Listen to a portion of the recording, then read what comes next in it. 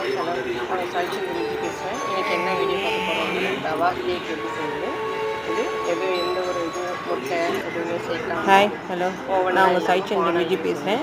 இன்றைக்கி என்ன வீடியோ பார்க்க போகிறோம் அப்படின்னு சொன்னால் ரவா கேக் பண்ண போகிறோம் வீட்லேயே. இதுக்கு எந்த வித ஓவன் எதுவுமே சேர்க்காமல் நம்ம ஓவன்லாம் இல்லாமல் வானல் வறுக்காத ரவா 2 ஸ்பூன் நெய் போட்டிருக்கேன். இப்போ அதுலேயே ரவா போட்டுக்கலாம். நல்லா ப்ரௌன் கலர் வர அளவுக்கு வறுத்துக்கலாம். அதுக்கு தேவையான 2 கப் பால் நல்லா காய்ச்சினதுக்கப்புறம் இந்த ரவாவில் ஊற்றி கிண்டிடலாம்.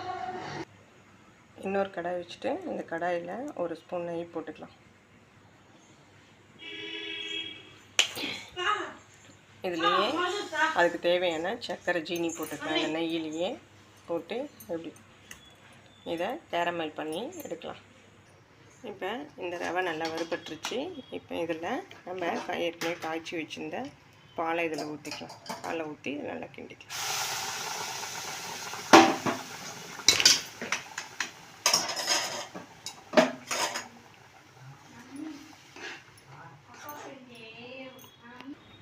கேரமல் ரெடி ஆகிடுச்சு. இப்போ பால் ஊற்றி வேக வச்ச ரவாவில் போ.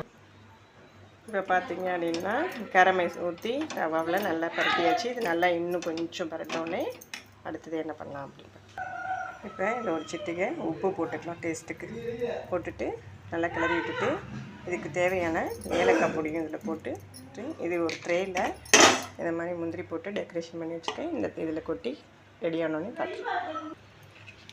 இப்போ பார்த்தீங்க அப்படின்னா நல்லா கலரியாச்சு, நல்லா பரண்டு வந்துருச்சு. இதை பாருங்கள், இது மாதிரி வந்துருச்சு. இப்போ இதை இந்த நெய் தடவின இந்த பிளேட்டில் போட்டுக்கலாம். பார்த்திங்க அப்படின்னா இதை இந்த பிளேட்டில் மாற்றி நெய் தடவி இதை ஏவனாக்கி வச்சு இது நல்லா ஆறட்டும். ஆறுனதுக்கப்புறம் எப்படி பிளேட்டில் மாற்றிட்டு எப்படி இருக்குது அப்படின்னு சொல்லிக்கலாம். ஓகே.